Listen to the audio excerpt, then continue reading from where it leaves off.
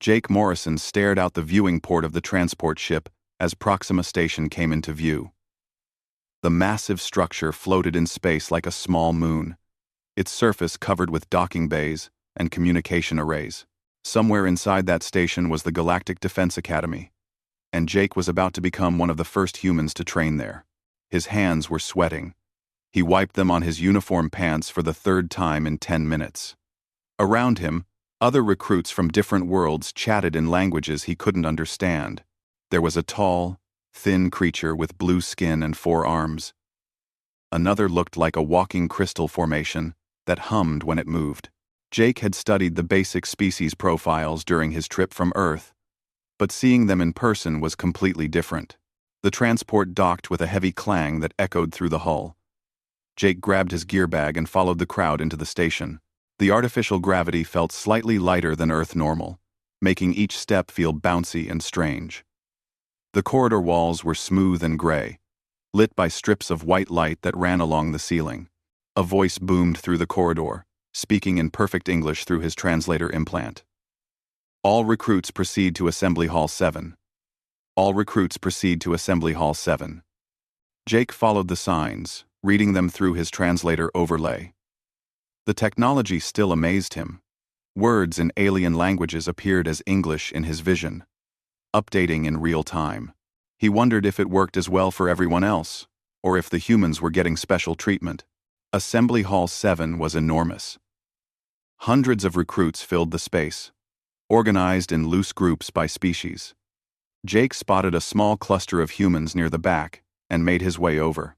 There were maybe 20 of them, which seemed like a lot until he realized there were probably 1,000 recruits in total. A woman next to him nodded. "First time off Earth? Is it that obvious?" Jake asked. She smiled. "We all look the same, like kids in a candy store. I'm Lisa Grant." Jake Morrison. Before they could talk more, a massive figure appeared on the stage at the front of the hall. The creature stood at least 9 feet tall, with a body covered in dark green armor plating that looked like it grew naturally from its skin. It had 6 legs and 4 arms, with a head that was mostly composed of large, multifaceted eyes. The translator identified it as a Thexian, one of the founding species of the Coalition. "I am Commander Zrel," the creature said, its voice deep and resonating through the hall. "You are here because your worlds have chosen you. You will train together. You will fight together. Many of you come from species that have never met before today.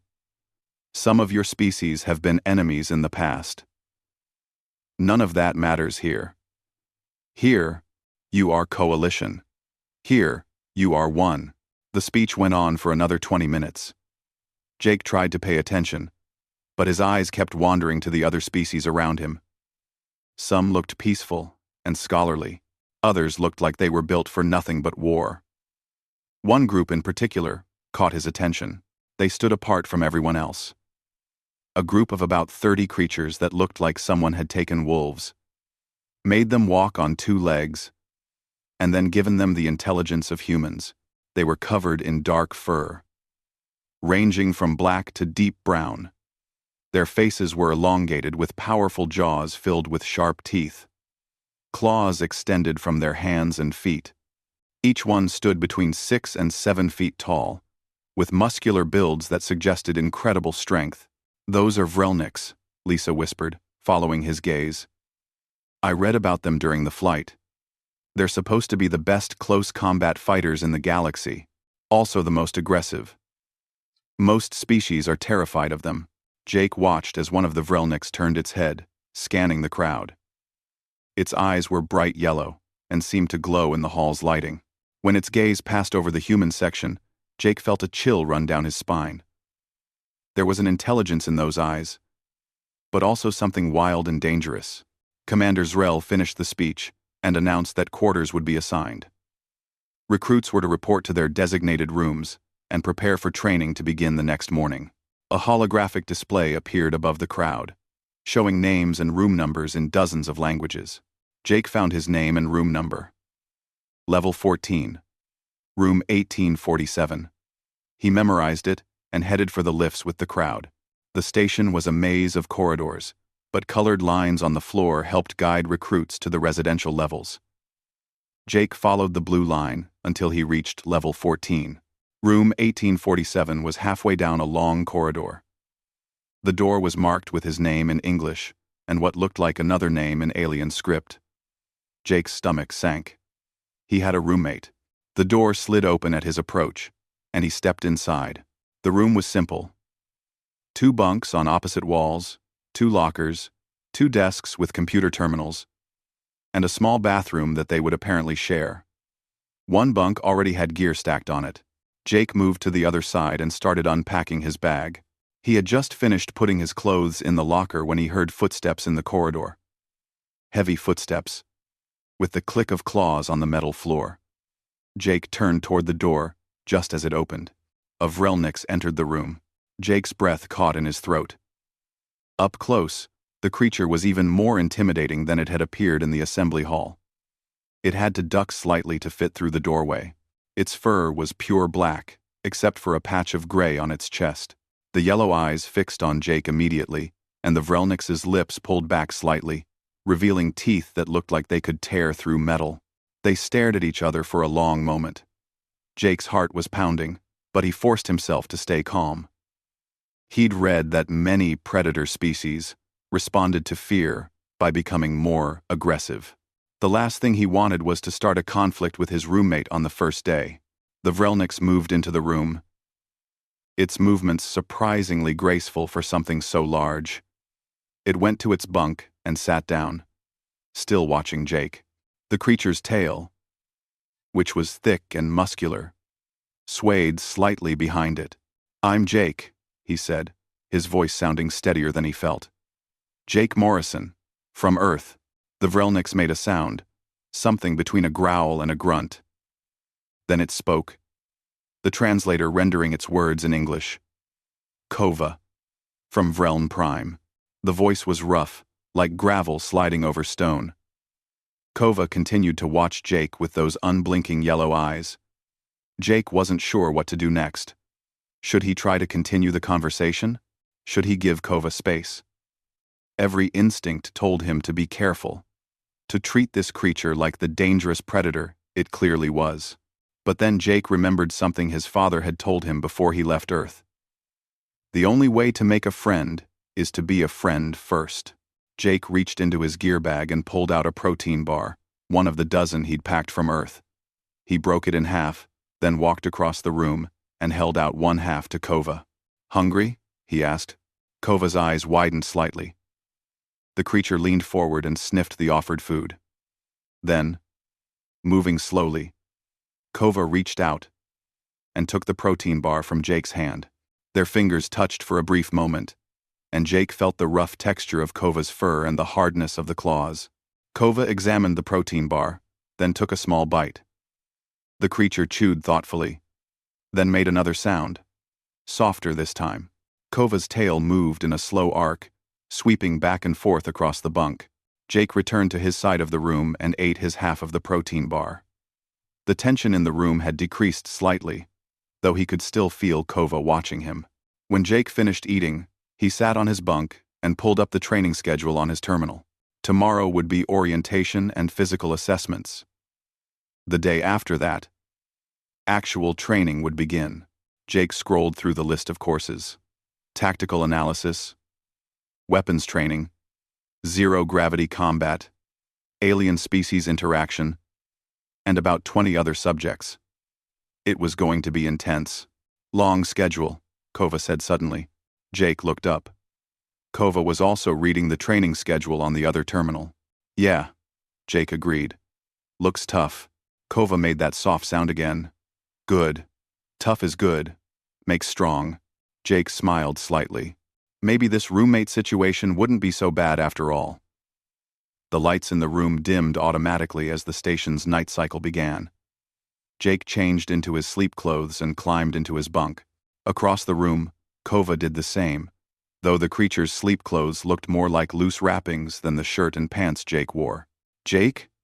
Kova's voice came from the darkness.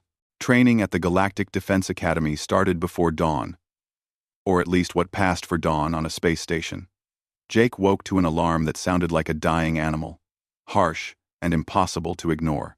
Across the room, Kova was already up and dressed, moving through a series of stretches that looked like a combination of yoga and combat preparation. "Morning," Jake mumbled, rubbing sleep from his eyes. Kova turned to look at him. "You sleep late." "Training starts soon." Jake checked the time and swore. He had 15 minutes to get ready and reach the training grounds. He scrambled out of bed and threw on his uniform, splashed water on his face, and grabbed his gear. Kova waited by the door, tail swishing with what might have been impatience or amusement. Jake couldn't tell yet.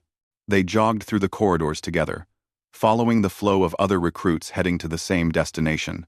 The training grounds were in one of the station's larger sections, a massive area with adjustable gravity, terrain generators, and enough space to accommodate hundreds of recruits at once. Commander Zrel stood on a raised platform, watching as the recruits assembled. Next to the commander were several other instructors, representing different species. One was human, a stern-looking woman with gray hair and more scars than Jake wanted to count. Her name tag read Lieutenant Karen Brooks. "You will be divided into training groups," Commander Zrel announced. "Each group will contain members from different species. You will learn to work together. Those who cannot adapt will not graduate." The groups were called out, 10 recruits per group. Jake found himself assigned to Group 17, along with Kova and 8 others. There was Vel, a Therian who looked like a humanoid lizard with green scales and a crest of spines running down its head. Quinn was a Zentari, a species with pale gray skin and large black eyes that suggested they evolved on a world with less light than Earth. The others were species Jake didn't recognize yet. Their primary instructor was Sergeant Drax, a older Vrelnix with scars crossing his muzzle and a missing chunk from one ear. He looked at the assembled group with obvious disapproval. "Weak," Drax growled. "You all look weak. We will fix that, or you will fail." The first day was physical assessment. Each recruit had to complete a series of tests designed to measure strength, speed, endurance, and agility. The tests were adjusted for each species' biology, but they were still brutal. Jake struggled with some of the strength tests. Humans were middle of the road in terms of raw power. Vel and the other Therians could lift nearly twice what Jake managed. But when it came to endurance running, Jake found his stride. Humans evolved as persistence hunters, able to run for hours. While other species sprinted and then collapsed, Jake kept going, lap after lap. Kova dominated the close combat assessments. When paired against training drones, the Vrelnix moved like liquid violence, claws and teeth working in perfect harmony. The drones didn't stand a chance. Other recruits stopped their own exercises to watch. Even Sergeant Drax made an approving sound. But when the technical assessments began, Jake noticed something. Kova struggled with the computer interfaces and weapons system controls. The Vrelnix's large hands and claws weren't designed for the small buttons and touchscreens that the Coalition used. Frustration showed in the way Kova's tail lashed back and forth, and low growls rumbled from the creature's throat. That evening, back in their quarters, Jake found Kova sitting on the floor, staring at a training pad with the weapons system manual displayed on it. The Vrelnix's ears were flat against its head, a sign Jake had learned meant unhappiness. "Trouble with the systems?" Jake asked. Kova's growl was answer enough. "Too small. Buttons too small. Made for species with tiny fingers." Jake sat down next to Kova and looked at the screen. The interface really was designed poorly for someone with Kova's physiology, but there were alternative control methods, voice commands, and gesture controls that could work. "Let me show you something," Jake said. He took the pad and navigated to the settings. There. Voice command mode. You can control most of it just by talking. Kova leaned closer, watching as Jake demonstrated. The Vrelnix's yellow eyes focused intently on the screen. After a few minutes, Kova took the pad back and tried the voice commands. They worked, though Kova's growling accent made the computer ask for clarification several times. "Better," Kova said finally. Thank you, Jake. No problem. Hey, maybe you could help me with something too? Kova's ears perked up. What? That combat style you use. It's amazing. Think you could teach me some basics? I'm okay at fighting, but nothing like you. For the first time, Jake saw something that might have been a smile cross Kova's features. The Vrelnix's tail began to wag slowly. Yes, I teach, but you must practice hard. Vrelnix combat is not easy. They spent the next hour in their quarters with Kova showing Jake basic stances and movements. The Vrelnix was a patient teacher, correcting Jake's posture and demonstrating techniques multiple times. When Jake finally got a move right, Kova made a pleased rumbling sound that Jake was starting to recognize as approval. Over the following weeks, a routine developed. They woke early, trained hard all day, and spent their evenings helping each other with weak areas. Jake improved Kova's technical skills, and Kova improved Jake's combat abilities. Other recruits noticed the partnership and began to gossip. Aren't you scared of him? Lisa asked one day in the mess hall. She sat down across from Jake with her tray of food. The Vrelniks have a reputation. Jake glanced over at the Vrelniks table, where Kova sat with Sergeant Drax and several other Vrelniks warriors. At first, sure. But Kova's not what everyone thinks. He's actually pretty great once you get to know him. Lisa looked doubtful but didn't argue.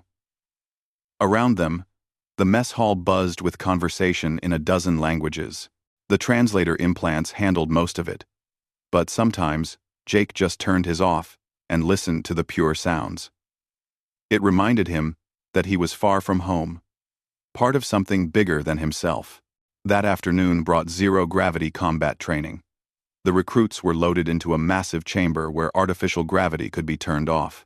They wore magnetic boots that could be activated or deactivated at will. The exercise was simple in concept. Retrieve a target from the center of the chamber, while training drones tried to stop you. Most pairs failed. Without gravity, movement became confusing and disorienting. Species that relied on strength found themselves helpless, flailing in empty space. Even those with natural flight adaptations struggled against the drone's coordinated attacks. When Jake and Kova's turn came, they moved to the starting position. The target, a small metal sphere, floated in the center of the chamber. About 50 meters away, 6 drones surrounded it, weapons set to stun mode. Ready? Sergeant Drax asked. Jake looked at Kova. They'd talked about strategy during lunch. Kova nodded once. Ready, Jake confirmed. Gravity shut off. Jake immediately felt his stomach flip as he became weightless. He activated his magnetic boots just enough to control his orientation, then kicked off hard toward the right wall. Kova did the same, heading left. The drones split their attention, 3 following each recruit. This was the plan. Draw them apart, then regroup. Jake deactivated his boots completely and used small bursts from his maneuvering pack to dodge the first stun bolts. His human flexibility, the same agility that let Earth primates swing through trees, helped him twist and spin in ways the drones didn't anticipate. He led his 3 drones on a winding path around the chamber's edge. Kova, meanwhile, had turned to face his pursuers. The Vrelniks might have been built for ground combat, but in zero gravity, that powerful build had advantages. Kova used his strength to push off surfaces with incredible force, launching himself at the drones like a missile. When he reached the first one, his claws ripped through its casing in seconds. Jake saw his opening. While Kova dismantled his drones with brutal efficiency, Jake curved his path back toward the center. The 3 drones following him turned to pursue, but they were too slow. Jake reached the target sphere and grabbed it, then looked for Kova. The Vrelniks had finished with his drones and was already moving toward Jake's position. They met in the center of the chamber, and Jake tossed the sphere to Kova. The remaining 3 drones converged, but Kova was ready. The Vrelnik spun in zero gravity, using his tail for balance, and kicked off the nearest wall directly at the exit portal. Jake followed, dodging stun bolts. They reached the exit together with the target secure. Their time, 47 seconds. The next best time was 3 minutes and 12 seconds. The chamber repressurized, and gravity returned. Jake and Kova dropped to the floor, and immediately, Kova's tail began wagging so hard it was almost a blur. The Vrelniks made a barking sound that translated as laughter. "Good teamwork," Sergeant Drax said. The old Vrelniks actually looked impressed. "Very good." That night in their quarters, Jake pulled up some music files he'd brought from Earth. Old rock songs, the kind his father used to play. He wasn't sure if Kova would like it, but he was tired of the silence. The first song started, guitars and drums filling the room. Kova's ears perked up immediately. The Vrelniks stood and moved closer to Jake's terminal. Head tilted as it listened. "What is this?" Kova asked. "Music. From Earth." This band was called the Rolling Stones. Kova listened to the entire song without moving. When it ended, the Vrelniks' tail was swaying back and forth in time with the memory of the rhythm. "Play more," Kova said. Jake smiled and queued up a playlist. They spent the next hour just listening, with Jake explaining the instruments and Kova asking questions about Earth culture. It was the most they'd talked about personal things since meeting. "On Vrelm Prime we have songs too," Kova said during a quiet moment between tracks. "Battle songs. Honor songs. But nothing like this. These songs feel different." "How?" Jake asked. The alarm came during breakfast. Jake was eating something that was supposed to taste like eggs but didn't, while Kova worked through a plate of raw meat that the station synthesizers produced for carnivorous species. The normal chatter in the mess hall stopped when Commander Zrel's voice boomed through the speakers. "Attention all personnel. We have received a distress signal from Research Outpost Helios 7. All training operations are suspended. Selected recruit teams will deploy with veteran officers for a live training exercise. The following groups report to Briefing Room Alpha immediately." Jake's translator displayed the list of groups being called. His heart jumped when he saw Group 17 on the list. "This is it," Vel said from across the table. The Therian's scales had paled slightly, a sign of nervousness in their species. "Real combat. Real combat." Kova stood, tail already moving in anticipation. "We are ready." Jake wasn't sure if he was ready, but he followed Kova and the others to the briefing room. The walk through the corridors felt longer than usual. Other recruits watched them pass, some with envy, others with relief that they weren't the ones being called up. Briefing Room Alpha was packed with recruits and officers. Lieutenant Karen Brooks stood at the front, next to a holographic display. Sergeant Drax was there too, along with other veterans from different species. Brooks waited for everyone to settle, then began. At 0400 hours, we lost contact with Research Outpost Helios 7, a coalition facility on a frontier moon. Initial scans show no life signs, but we're detecting power fluctuations and movement inside the complex. Your mission is to investigate, locate any survivors, and determine what happened. This is classified as a training exercise, but make no mistake, if there's a threat, it's real. The holographic display showed the moon, a barren gray rock with a thin atmosphere. The outpost was built into the side of a crater, most of its structure underground. Jake studied the layout, trying to memorize the corridor patterns and key locations. "You'll deploy in 4 teams," Brooks continued. "Each team will have veteran leadership. Team 1, led by myself, will secure the landing zone. Team 2 will check the research labs. Team 3 will investigate the lower levels. Team 4 will handle communications and establish a fallback position." Jake and Kova were assigned to Team 3 along with Vel, Quinn, and 3 other recruits. Sergeant Drax would lead them. The old Vrelniks looked at his team with those scarred features and growled his approval. "Lower levels are always dangerous. Stay alert. Follow orders. Don't die. Questions?" No one had questions. They moved to the armory to gear up. Jake had trained with coalition weapons, but this was different. These weren't training rifles set to stun. These were real firearms loaded with real ammunition. The weight of the weapon in his hands felt heavier than it should. Kova checked over a massive shotgun-style weapon designed for close quarters. The Vrelniks also strapped on armored gloves with reinforced knuckles and palm plates that wouldn't interfere with using those deadly claws. Jake noticed other recruits giving Kova a wide berth. Even now, even as teammates, the Vrelniks inspired fear. The dropship was a blocky vessel designed to survive rough landings. Jake strapped into a crash seat next to Kova. The Vrelniks' tail couldn't fit properly in the seat and hung out the side. Across from them, Vel kept checking their weapon over and over. Quinn sat perfectly still, those large black eyes unreadable. "First deployment?" Lieutenant Brooks asked, walking through the troop compartment. She stopped in front of Jake. "Yes, ma'am." "Nervous?" "Yes, ma'am." Brooks smiled slightly. "Good. Stay nervous. It keeps you alive. Trust your training and trust your team." The dropship launched from the station with a force that pressed everyone back into their seats. Space travel was smooth, but atmospheric entry was violent.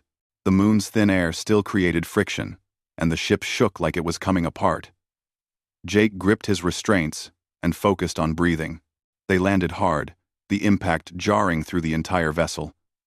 The rear ramp dropped, and cold air rushed in. The moon's surface was gray rock and dust, lit by a distant sun that provided barely enough light to see by.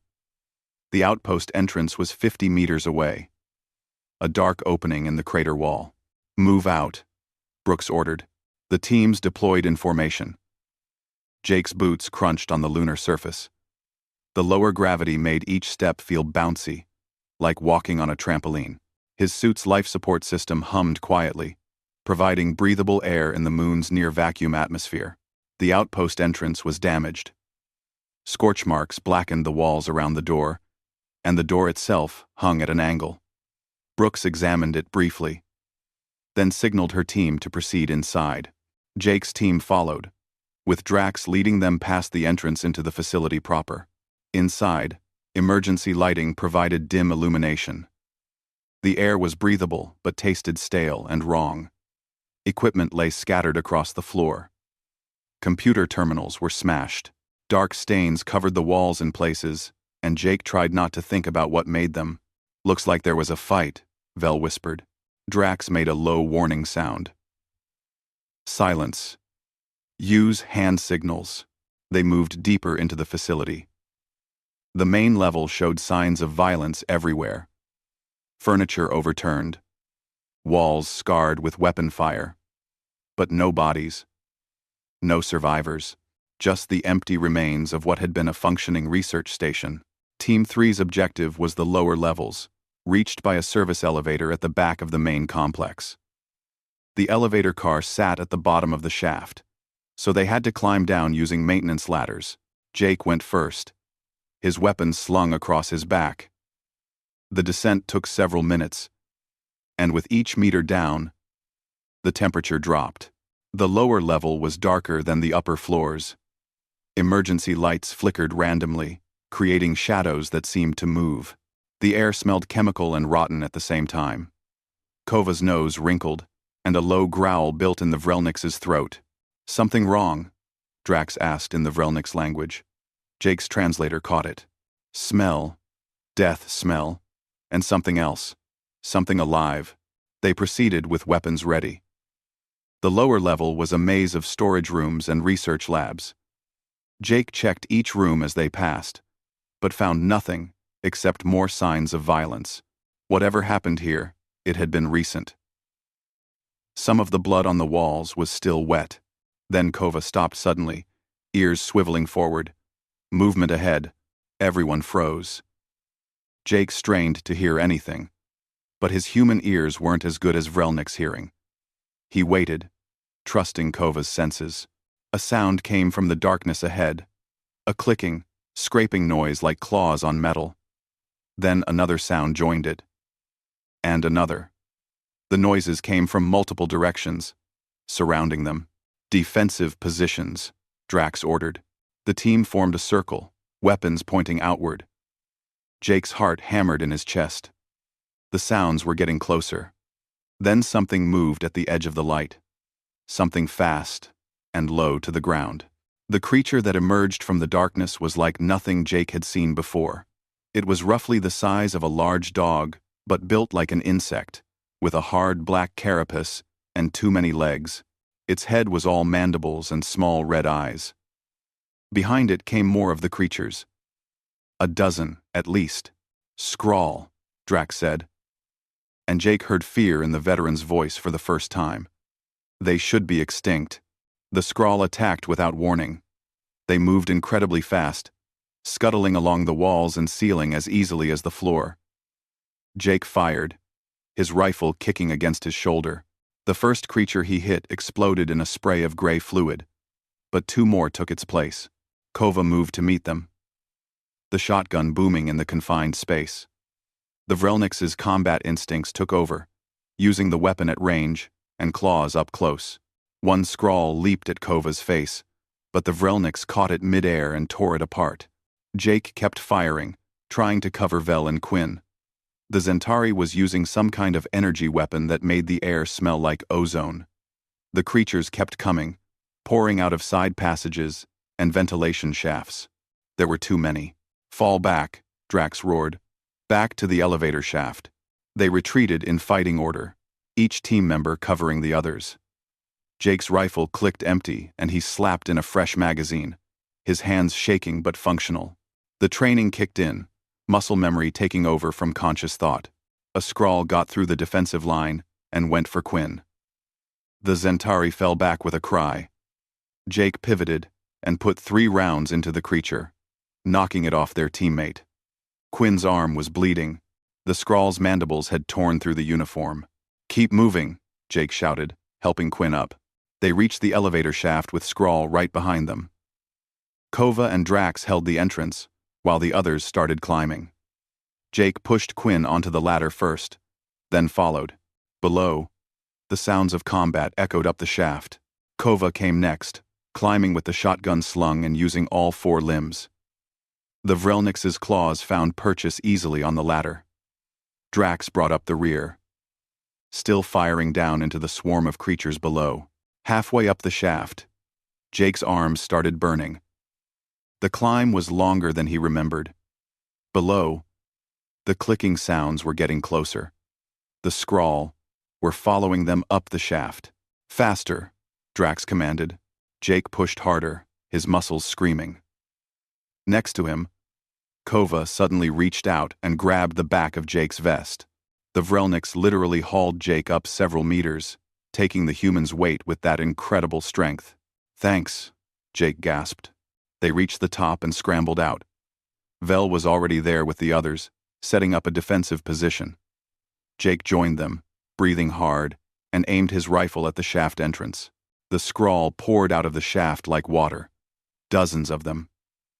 The team opened fire, and for a moment, the sheer volume of fire kept the creatures at bay. But they kept coming, climbing over their own dead. "We need to seal this shaft," Brooke said over the comm. She'd heard the combat and brought Team 1 to their position. "Set charges and blow it." Drax pulled demo charges from his pack and tossed them down the shaft. "Everyone back." 30 seconds. They ran. The corridor stretched ahead, seeming to lengthen with each step. Jake counted down in his head. 20 seconds. 15. 10. The emergency lights flickered as Lieutenant Brooks gathered the teams in what had been the outpost's command center. Computer screens were smashed, and papers were scattered everywhere, but it was defensible. Jake leaned against a wall, trying to catch his breath while Vel worked on Quinn's injured arm with medical supplies from their field kit. "We've got a problem," Brooks said, studying a portable scanner. "The Scrawl we encountered aren't the only ones. I'm reading movement throughout the lower levels. Dozens of them, maybe more. They've taken over the entire underground section." Sergeant Drax growled low in his throat. "Scrawl are parasitic breeders. If they have hosts, they will multiply fast. How did they get here?" Num. 2. R. Brooks pulled up data on a functioning terminal. The screen showed research logs from the outpost's computers. Looks like the research team found something in the ruins beneath this moon. Ancient structures, possibly from a dead civilization. They brought back samples for study. Jake moved closer to read the logs. The scientists had discovered scrawl eggs in stasis pods, preserved for who knew how many years. One researcher, a Zentari named Dr. Zarn, had decided to study the eggs by accelerating their development. The logs showed the excitement of scientific discovery, then confusion, then horror, as the eggs hatched ahead of schedule. They lost control 3 days ago, Brooks continued. The scrawl broke containment and spread through the facility. According to the last log entry, the survivors tried to evacuate, but the creatures blocked the exits. Are there any survivors? Vel asked, finishing up with Quinn's bandage. Unknown. Communications were cut before everyone could reach the surface level. Brooks looked at each team member. Our mission has changed. We need to purge this facility. The scrawl can't be allowed to leave this moon. If they reach populated worlds, they'll spread like a plague. Drax nodded. Suggest we overload the power reactor. That's the plan. But there's a complication. Brooks pointed to the map on her scanner. 3 life signs in the medical bay, on the far side of this level. Could be survivors. We can't abandon them. Jake felt his stomach drop. The medical bay was on the opposite side of the outpost, through corridors that were likely crawling with scrawl. But Brooks was right. They couldn't just leave people to die. I'll take a team to get them, Brooks said. Drax, you take your team and set charges on the reactor. Once everyone's clear, we blow this place. Drax selected Jake, Kova, and another recruit named Pete to come with him. Pete was human, a quiet guy from somewhere in Asia who'd barely spoken during training. The 4 of them gathered their gear while Brooks took the rest toward the medical bay. The reactor room was deep in the facility's core, accessed through a separate maintenance corridor. According to the maps, it was a 10-minute walk. Drax led them out of the command center, moving silently through the damaged hallways. Jake's rifle felt heavier with each step. They encountered the first scrawl nest in a storage room. The creatures had webbed the room with some kind of secreted material, creating a sticky barrier. Inside the webbing, Jake could see bodies, former outpost personnel wrapped in cocoons. He forced himself to look away and keep moving. The corridor ahead split into 2 paths. Drax checked his scanner and pointed left. Reactor this way. Stay close. They moved single file with Drax leading and Kova bringing up the rear. Jake kept his rifle ready, checking every shadow. The outpost felt like a tomb, silent except for their footsteps and breathing. Then Pete stepped on something that crunched. He looked down and froze. Oh no. 7 scrawl eggs covered the floor ahead. Hundreds of them clustered together like a minefield. Each egg was about the size of a football, with a hard shell that glistened in the emergency lighting. Some were already cracking. Back up slowly, Drax ordered. Don't disturb them. They retreated, but it was too late. The disturbed eggs began hatching. Small scrawl, each no bigger than a rat, poured out onto the floor. They weren't dangerous yet, but their chittering sounds echoed through the corridor. Run, Drax said. Now. They ran. Behind them, the corridor filled with the sounds of adult scrawl, responding to the hatchlings' calls. Jake's legs pumped hard, the lower gravity helping him take longer strides. They burst into a new corridor, and Drax slammed a door control. The heavy security door dropped. Sealing behind them, something hit the other side of the door hard enough to dent it. Then again, the scrawl were trying to break through. Won't hold long, Kova observed. Need to move. They continued at a jog, taking a different route toward the reactor. The new path was longer but safer, according to the map. Jake hoped the map was accurate. The reactor room door was sealed. Drax worked on the control panel while the others kept watch. Jake heard sounds coming from both directions now. The Skrull were hunting them, coordinating somehow. Pack hunters, just like wolves or raptors back on Earth. The door opened with a hydraulic hiss. Inside, the reactor hummed with barely contained energy. It was a fusion plant, clean and efficient, with safety systems designed to prevent overloads. Those safety systems would need to be disabled to cause a catastrophic failure. Pete, Jake, watch the door, Drax ordered. Kova, help me with the charges. Jake and Pete positioned themselves at the entrance. The corridor outside was dark and quiet. Too quiet. Jake's instincts were screaming that something was wrong. Movement, Pete whispered, pointing down the left passage. Jake saw them. Skrull, at least 20, moving along the walls and ceiling in that disturbing insect-like way. They weren't attacking yet, just watching, waiting. Behind him, Jake heard Drax and Kova working on the reactor. The veteran was explaining where to place charges for maximum effect. Kova's deep voice rumbled questions and confirmations. They needed more time. They're getting closer, Pete said. His hands were shaking on his rifle. Hold steady, Jake said, trying to sound confident. Wait for them to commit. The Skrull crept forward slowly, testing the defenders. One moved faster than the others, scuttling along the ceiling directly above them. Jake tracked it with his rifle, but didn't fire. Not yet. Then everything happened at once. The Skrull attacked from both directions in a coordinated rush. Jake and Pete opened fire, their rifles lighting up the corridor. The first wave of creatures died, but more kept coming. His movements smooth and controlled despite the fear racing through his veins. A Skrull leaped at Pete from above. The recruit screamed and fell backward.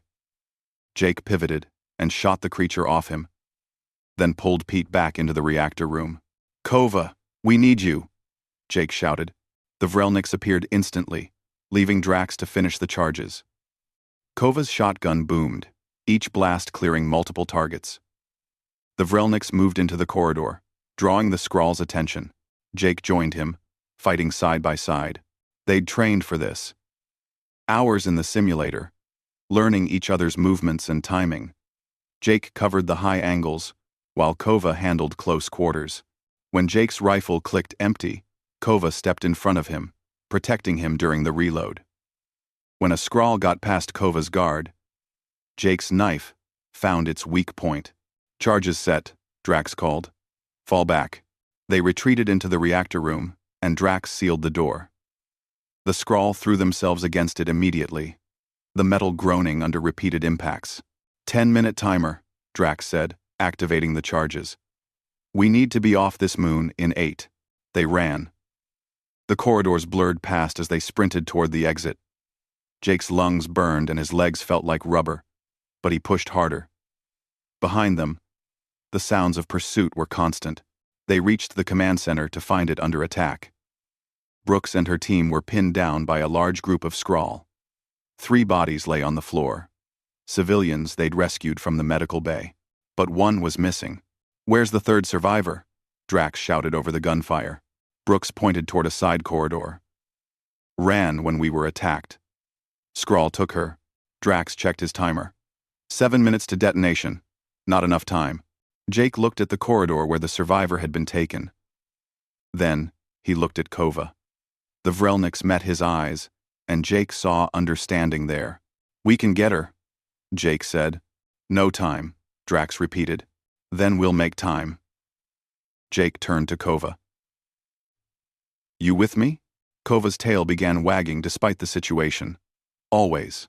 Before anyone could stop them, Jake and Kova sprinted into the side corridor. Brooks shouted something, but they were already gone. The corridor was dark and narrow, perfect for an ambush. Jake's scanner picked up 2 life signs ahead, 1 human and 1 Skrull. They found the survivor in what looked like a storage room.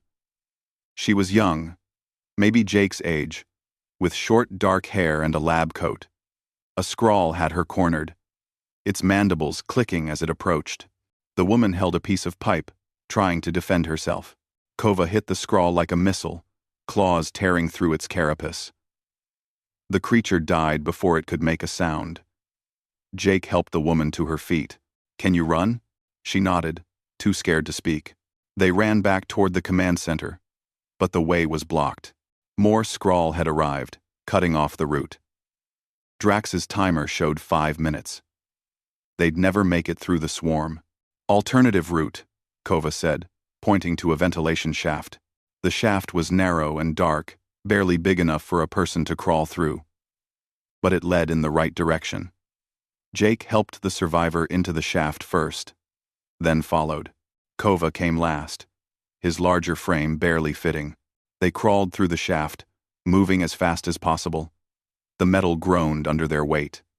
Behind them, Jake heard Scrawl entering the shaft, pursuing them through the darkness. His heart hammered so hard it hurt.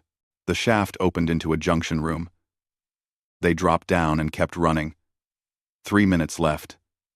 The exit had to be close. Jake's legs were cramping, his breathing ragged. The survivor was struggling too, but Kova simply picked her up and carried her without slowing. 2 minutes. They burst into the main corridor and saw the exit ahead. Brooks and the others were already there, loading into the dropship. The engines were warming up, ready to launch. "Move! Move! Move!" Brooks shouted, waving them forward. They ran the last stretch. Jake felt his second wind kick in, adrenaline giving him strength he didn't know he had. The dropship ramp was closing as they reached it. They dove inside just as it sealed shut. The ship launched immediately, fighting against the moon's weak gravity. Through the viewport, Jake watched the outpost shrink below them. Then, a brilliant flash of light erupted from the medical bay on Proxima Station, smelled like antiseptic and something else Jake couldn't identify. He sat on an examination table while a doctor with 4 eyes and tentacles for hands checked his vitals. Across the room, Kova was being examined by a Vrelnik's medic who kept making disapproving sounds about the minor wounds covering the warrior's body. "You're lucky," the doctor said to Jake. "Some bruising, minor lacerations, but nothing serious. You should rest for a day before returning to training." Jake nodded, but he knew he wouldn't rest. There was too much adrenaline still pumping through his system. His hands were steady now, but on the dropship, they'd been shaking so badly he couldn't hold a cup of water. The survivor they'd rescued, whose name turned out to be Amy Chen, was in another room getting treatment for shock and dehydration. The other 2 survivors had been sent to a proper hospital ship. They'd all live, thanks to the mission. Lieutenant Brooks entered the medical bay, her uniform still dirty from combat. "Morrison, Kova, good to see you in one piece. Commander Zrel wants to speak with you both." Jake exchanged glances with Kova. The Vrelnik's ears were flat against his head, a sign of nervousness. They followed Brooks through the station's corridors to the commander's office. The insectoid officer sat behind a desk that looked too small for his massive frame. "Sit," Zrel commanded. They sat. Jake's chair felt hard and uncomfortable. He tried not to fidget. "I have read Lieutenant Brooks' report," Zrel said. "Your actions during the mission were exemplary. The coordination between you and Recruit Kova was particularly noteworthy. You saved a life at great personal risk." Jake felt relief wash through him. He'd half expected to be reprimanded for running off without orders. "However," Zrel continued, and Jake's relief evaporated. "You also disobeyed direct orders when Sergeant Drax told you there was insufficient time for rescue. This cannot be ignored." Kova spoke up, his voice steady. "Commander." "Permission to speak?" "Granted." Jake wanted to save life. In Vrelnik's culture, protecting those who cannot protect themselves is highest honor. I could not let him go alone. Responsibility is mine too. Zrel's multiple eyes focused on Kova. "You accept equal responsibility?" "Yes, Commander." The massive insectoid was silent for a long moment. Then something that might have been amusement colored his voice. "You understand each other well. This is good." The coalition needs warriors who think of others before themselves. Your punishment is this. You will write a joint report on decision-making in combat situations. 5,000 words. Due in 3 days. Jake blinked. That was it? A report? Dismissed, Zrel said. And recruits? Well done. Outside the office, Jake let out a breath he didn't know he'd been holding. I thought we were in serious trouble. Kova's tail began wagging. Commander likes us. Could tell. Vrelniks are good at reading body language.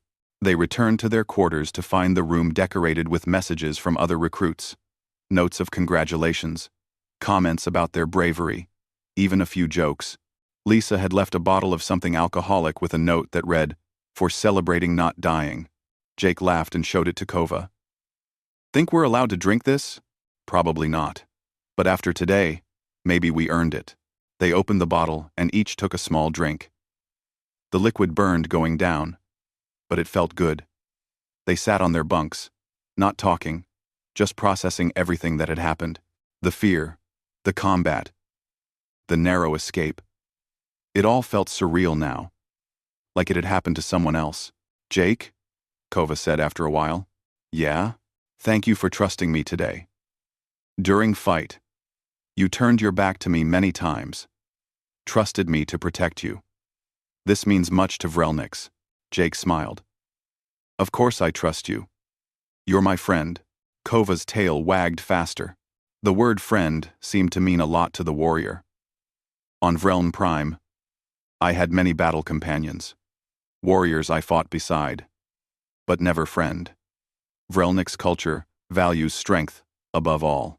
Those who show kindness are seen as weak. That's rough. Yes. But here, with you, I can be more than warrior, can enjoy music, and share food, and be friend. This is good. They finished the bottle over the next hour, talking about everything and nothing. Kova told stories about growing up on Vreln Prime. The harsh training all young Vrelniks endured. The constant competition to prove one's worth. Jake talked about Earth, his family, the forests where he used to hike before joining the coalition. Your world sounds beautiful, Kova said.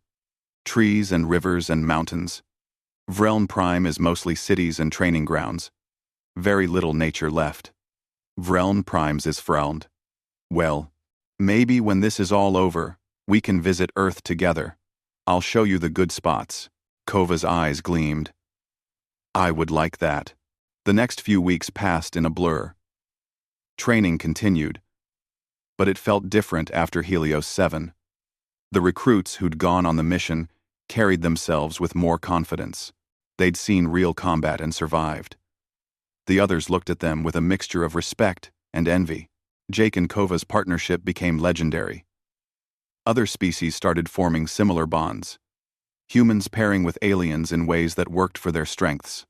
Vel teamed up with Pete, combining Therian strength with human adaptability. Quinn partnered with a Krogian named Grix. Their different sensory capabilities complementing each other perfectly.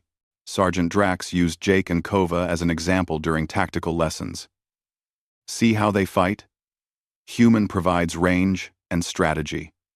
Vrelniks provides close combat power. Together they are stronger than sum of parts. This is future of coalition military. Commander Zrel implemented new training protocols based on what they'd learned. Mixed species teams became standard, rather than experimental. The Academy started teaching classes on cross-species communication and cooperation. Jake sometimes found himself helping teach these classes, sharing what he'd learned about working with Kova. The report on combat decision-making took them 2 days to write. Jake handled the tactical analysis, while Kova contributed insights on instinctive responses and pack behavior. When they submitted it, Brooks read it and added her own notes, suggesting they publish it in the Coalition's military journal. Graduation day came faster than Jake expected. The final exam was a combat simulation that tested everything they'd learned. Teams were dropped into a virtual environment and had to complete objectives while under fire from simulated enemies. The scenarios were brutal. designed to push recruits to their absolute limits. Jake and Kova's team performed flawlessly. They moved through the simulation like they'd been working together for years instead of months. Every move was coordinated, every decision made with input from all team members. When they completed the final objective, their time was the second fastest in Academy history. The graduation ceremony was held in the main assembly hall where Jake had first arrived months ago. He stood with hundreds of other graduates, wearing the dress uniform of the Coalition Defense Forces. The uniform felt strange after months of combat fatigues and training gear. Commander Zrel gave a speech about duty and honor and the challenges ahead. Jake barely heard it. He was too busy looking at the other graduates, thinking about how far they'd all come. These aliens who'd been strangers were now comrades. Some of them were friends. When the assignments were read out, Jake held his breath. Please let us stay together, he thought. Please don't split up the team. 43rd Reconnaissance Division, the announcer called. The following recruits are assigned. Jake's name was called. Then Kova's. Relief flooded through him. They'd be staying together. Vel and Quinn were assigned to the 43rd as well, along with several others from their training group. After the ceremony, families were allowed on the station to celebrate with the new graduates. Jake's parents came up from Earth, his mother crying happy tears, while his father shook his hand with obvious pride. They wanted to meet Kova, and Jake introduced them nervously, not sure how they'd react to his alien friend. His mother looked up at Kova, taking in the 7 feet of muscle and fur and claws. Then she smiled warmly. Thank you for keeping my son safe. Kova's tail began wagging. Jake keeps me safe too. We protect each other. Jake's father offered his hand to shake. Kova carefully took it, mindful of his claws. You've got a good partner there, son. Take care of him. I will, Dad. The party lasted into the night. Different species families mixed together, sharing food and stories. Jake watched his mother teach Vel's mother how to prepare a human dish while their translator implants handled the language barrier. His father was deep in conversation with Sergeant Drax about military tactics across different cultures. Kova stood beside Jake, watching everything with those bright yellow eyes. They saw it as weakness. Jake felt angry on his friend's behalf. But Kova seemed content. Don't need old family, Kova said quietly. Have new pack now. Have you? Jake put his hand on Kova's shoulder. The Vrelniks was right. They'd built something here that was more than friendship. They'd built trust that went bone deep, the kind of bond that only came from facing death together and choosing to protect each other anyway. The next morning, the 43rd Reconnaissance Division shipped out on a transport headed for the frontier worlds. These were the edge systems where the Coalition's territory met unexplored space. It was dangerous work, but that's what recon teams were for. Scout ahead, gather intelligence, handle problems before they became crises. Jake stood at the viewport of the transport ship, watching Proxima Station shrink in the distance. Kova stood beside him, tail swishing contentedly. Behind them, their teammates were settling into their bunks and checking equipment. Nervous? Kova asked. Little bit. You? The frontier base on Titan Ridge was nothing like the Academy. Where Proxima Station had been gleaming and new, this outpost was weathered and functional. The buildings were prefabricated modules connected by sealed corridors, all painted the same dull gray. The planet itself was harsh, with thin atmosphere and temperature swings that could kill an unprotected human in minutes. Jake and Kova had been assigned to the same barracks, along with Vel, Quinn, and 6 other members of their recon team. The team leader was Captain Frank Harper, a grizzled human with more combat experience than everyone else combined. Harper had fought in 3 different border conflicts and carried the scars to prove it. Listen up, Harper said during their first briefing. Recon work isn't glamorous. We scout. We gather intel. We avoid fights when possible. Our job is to be the eyes and ears of the Coalition out here. That means long patrols, boring surveillance, and occasionally running into something that wants to kill us. The captain pulled up a star map, showing their area of operations. A dozen systems, spread across a volume of space larger than Earth's entire solar system. Most were unexplored or barely charted. Our current assignment is checking out signals from the Vega 7 system. Long-range sensors picked up energy signatures that don't match natural phenomena. Could be nothing. Could be pirates. Could be something we've never seen before. We leave at 0600 tomorrow. After the briefing, Jake and Kova settled into their new quarters. The bunks were narrower than the academy beds, and the room felt cramped with 2 people in it. But they'd shared smaller spaces during field training. They'd make it work. Thoughts on Harper? Jake asked while unpacking. Kova's ears twitched. Experienced. Cautious. Good leader for recon work. But he watches us carefully. Not sure if he trusts human Vrelnik's team yet. We'll prove ourselves. Just like at the academy. The next morning came early. Jake dressed in his field uniform, checked his weapons, and grabbed his gear. The recon team assembled at the landing pad, where a sleek scout ship waited. The vessel was designed for speed and stealth, with minimal weapons but excellent sensors. Harper did a final equipment check, then they boarded. The interior of the scout ship was tight, with barely enough room for everyone to strap into seats.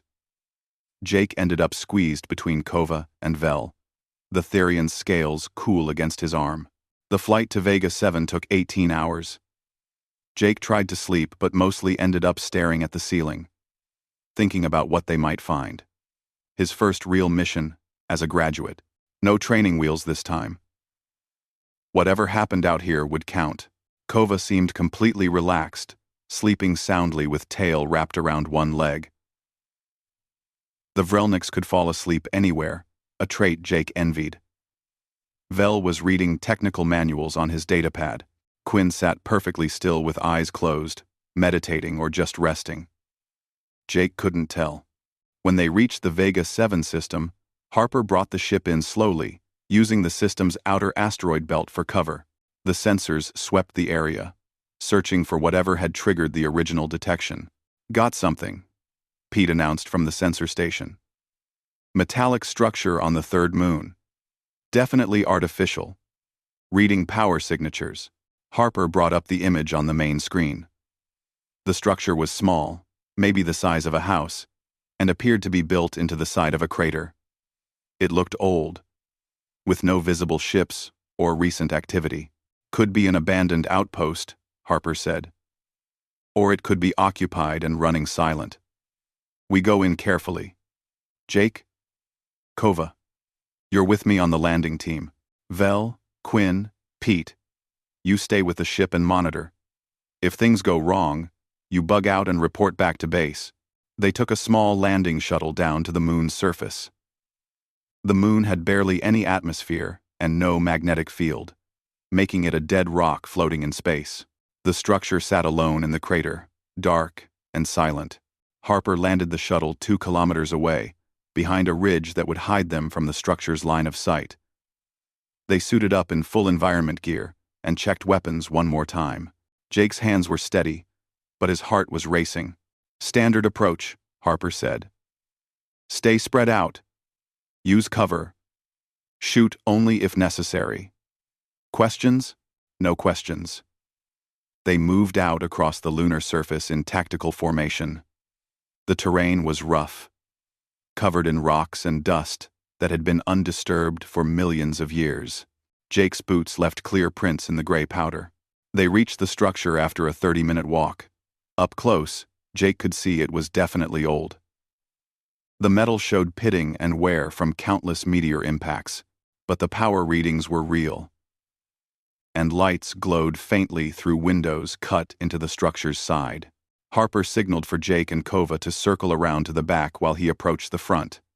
They moved carefully, checking every shadow and corner. The back of the structure had a service entrance, sealed but showing signs of recent use. The dust around the door had been disturbed. Jake's comm crackled. Front entrance is locked. No signs of life. Check your entrance. Kova examined the back door, running clawed fingers along the seal. Can open this. Mechanism is simple. Do it quietly, Jake whispered.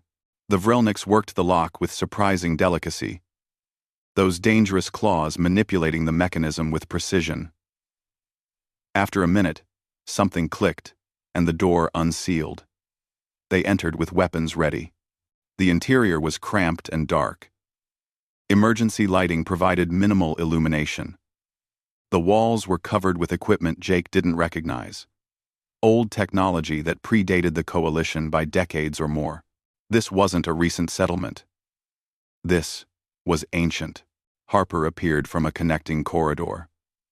Main room is empty, but there's evidence someone's been living here recently. Food wrappers, water containers. Place is still pressurized. They searched the structure room by room. Most were storage areas or contained old equipment that no longer functioned. But one room made Jake stop cold. The walls were covered with star charts and navigation data, and in the center of the room was a communication array that was definitely active. Someone's been sending signals from here, Jake said, studying the equipment. Harper examined the data logs. Encrypted transmissions. Can't tell what they're saying or where they're going. But this is definitely not abandoned. A sound came from somewhere deeper in the structure. All three of them froze. Weapons coming up. The sound repeated. A scraping noise, like something being dragged across metal. They moved toward the sound, entering what looked like living quarters. And there, huddled in the corner, was a figure in a tattered environment suit. The figure held a crude weapon, something cobbled together from scrap metal and power cells. "Stay back," the figure said, voice distorted by the suit's damaged speakers. "I'm warning you." Harper lowered his weapon slightly. "We're Coalition military. We're not here to hurt you." "Who are you?" The figure didn't lower the weapon. "Coalition? Out here? Impossible. You're with them. With the raiders." "We're not raiders," Jake said, also lowering his weapon. "We picked up signals from this moon and came to investigate." "What raiders?" Slowly, the figure relaxed. The weapon dropped slightly. "I'm Dr. Martin Cruz. I was part of an archaeological team studying pre-coalition ruins in this system. 3 weeks ago, raiders attacked our main camp. Killed everyone. I escaped here, to this old research station. Been hiding ever since." Harper activated his comm. "Pete, run a scan for other ships in the system." "Wide range." Pete's response came back after a moment. "Negative, Captain." "System is clear, except for us." Cruz laughed bitterly. "They'll be back. They always come back. They're looking for something we found in the ruins." "What did you find?" Kova asked. Cruz hesitated, then seemed to make a decision. "Technology. Old technology, from a race that existed before any of our species reached space. Weapons. Power sources. Things that could change the balance of power in this sector. The raiders want it. I've been trying to warn Coalition Space, but my transmitter is too weak." Jake exchanged glances with Harper. If raiders had their hands on advanced ancient technology, it could destabilize the entire frontier. This was bigger than a simple recon mission. "We need to get you off this moon," Harper said. "And we need to secure or destroy whatever's in those ruins." Cruz shook his head. "Too late for that. The raiders already have some of it. I saw them loading artifacts onto their ships before I ran. But there's more in the main excavation site. A whole vault we hadn't opened yet. Where's the site? Other side of this moon. About 100 kilometers. I'll show you." They brought Cruz back to the shuttle and returned to the scout ship. Once aboard, Cruz explained everything, while the medic checked him over. The archaeological team had discovered ruins from a civilization that called themselves the Praeth. The ruins contained technology that was centuries ahead of current Coalition science. "The raiders knew exactly where to look," Cruz said. "Someone must have told them about our discovery. They hit us fast and hard. Military-grade weapons, coordinated assault. This wasn't random piracy." Harper contacted Titan Ridge Base with an update. The response came back within an hour. Command was sending reinforcements, but they were 3 days away. Harper's team was to locate the vault, assess the situation, and prevent the raiders from acquiring any more technology. "We're a recon team," Pete pointed out. "We're not equipped for a full combat operation." "Then we'll use recon tactics," Harper said. "Stealth, surveillance, and sabotage if necessary. We destroy what we can't defend. Better nothing than letting raiders have it." They approached the excavation site carefully, keeping the scout ship hidden in a canyon system several kilometers away. The team went in on foot, using the moon's terrain for cover. Cruz guided them, his knowledge of the area invaluable. The excavation site was massive. Ancient structures jutted from the lunar surface, partially exposed by the archaeologists' work. Energy readings came from deep underground, where the vault was supposedly located. And parked near the main structure were 3 raider ships. Jake counted at least 20 raiders moving around the site. Maybe more inside the structures. They wore mismatched armor and carried weapons from a dozen different species. Pirates, not professional military. But 20 against 10 were still bad odds. "They're already working on the vault entrance," Cruz whispered, pointing to a group of raiders using cutting equipment on a massive door. "Once they get through, they'll have access to everything." Harper studied the situation through magnified optics. "We can't fight them directly, but we can make it too expensive for them to stay." "Kova, think you and Jake can get close enough to sabotage those ships?" Kova's tail started swishing. "Yes, ships are not guarded well. Overconfident." Jake nodded. "We can do it." The plan was simple. Jake and Kova would disable the raider ships, while the rest of the team set charges in the excavation site. When everything was ready, they'd blow it all and extract before the raiders could respond. Moving across the open lunar surface in full view of the raider camp required patience Jake didn't know he had. They crawled on their bellies, using every rock and crater for cover. The journey that should have taken 20 minutes took over 2 hours. But finally, they reached the ships. The vessels were old freighters modified for combat, guns welded onto cargo ships. Jake and Kova split up, each taking 1 ship. Jake's demolitions training from the academy came back as he placed charges on critical systems. Engine cores, power conduits, navigation computers. When these charges went off, the ships wouldn't fly anywhere. Kova finished his ship first and moved to the 3rd vessel, while Jake completed his work. They met back behind a rocky outcrop, and Jake signaled Harper that the ships were rigged. "Charges set in the excavation," Harper responded. "Fall back to the extraction point. We blow everything in 10 minutes." They started their retreat. But then something went wrong. One of the raiders spotted movement and raised an alarm. Suddenly, the entire camp was mobilizing. Searchlights swept across the lunar surface, and raiders poured out of the structures. "Run," Harper's voice crackled over the comm. "Forget stealth, just run." Jake and Kova ran. The lower gravity helped, each step covering more distance than on Earth.